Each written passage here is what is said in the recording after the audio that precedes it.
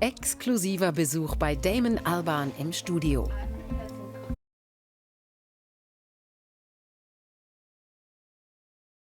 I've been to Morocco, Algeria, Kenya, Tanzania, Congo, Ethiopia,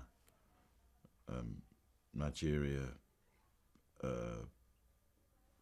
Mali, Mauritania, and South Africa.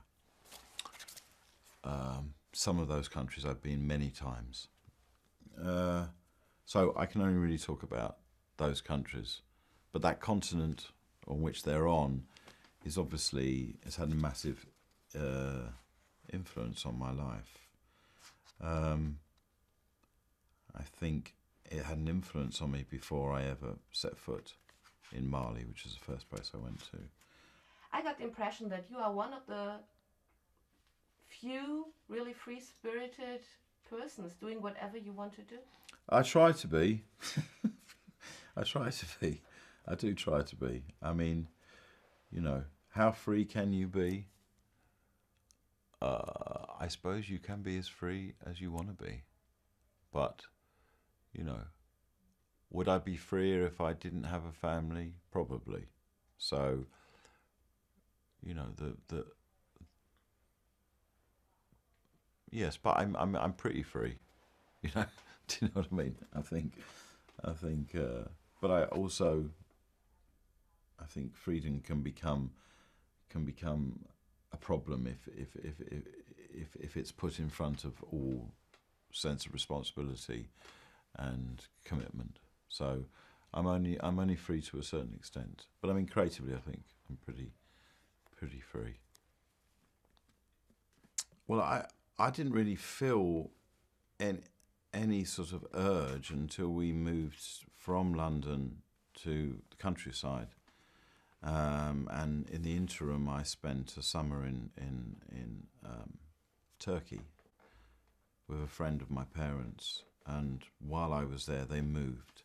I knew they were moving, but that was quite an extreme transition from sort of very settled city kid to the streets of Istanbul, and then to a very Anglo-Saxon countryside, you know. And when I arrived in the country, I was somehow different. I was, from my first day back at school in Essex, I was kind of very tanned, and I was probably showing off speaking a bit of Turkish. You know, from that day, the die was cast that he's a bit odd. I read a lot, yeah, I do read a lot. What? At the moment, I am reading a book called Ping Pong Diplomacy, which is about the role of table tennis in Maoist China returning to the international table and its reintegration into the world, basically, post the Cultural Revolution.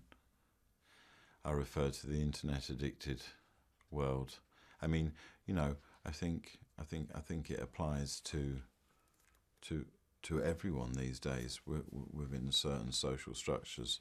But yeah, it's quite kind of extraordinary the utter absorption in that world that the younger generation have.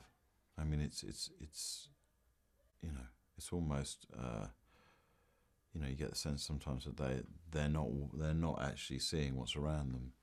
It's reality is here and not here, and that's very different to how I grew up. You know, I personally, I don't think I would have ever made a record like this, but it was Richard Russell who sort of, you know, it was his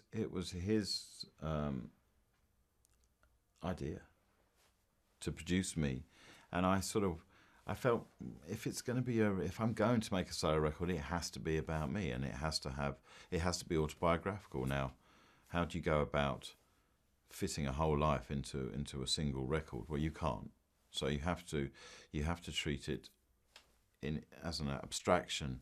But everything happened on this record. It doesn't necessarily follow in a chronological order, but everything happened. There's nothing. With the exception of one dream that I sing about, but it was a recurring dream from childhood. So, in a sense, it feels like it's part of my reality. But everything else is drawn totally from personal experience. And Dr. D, wow, that was such an amazing couple of years, because,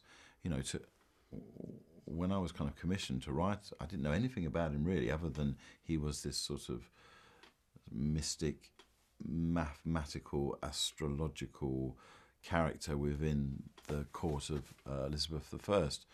So, when I started reading about him, the references were just so alien to me that I had to read the church, the broad church of reading required to just understand the basics about what he was talking about was quite extraordinary. It was like doing a degree course, really.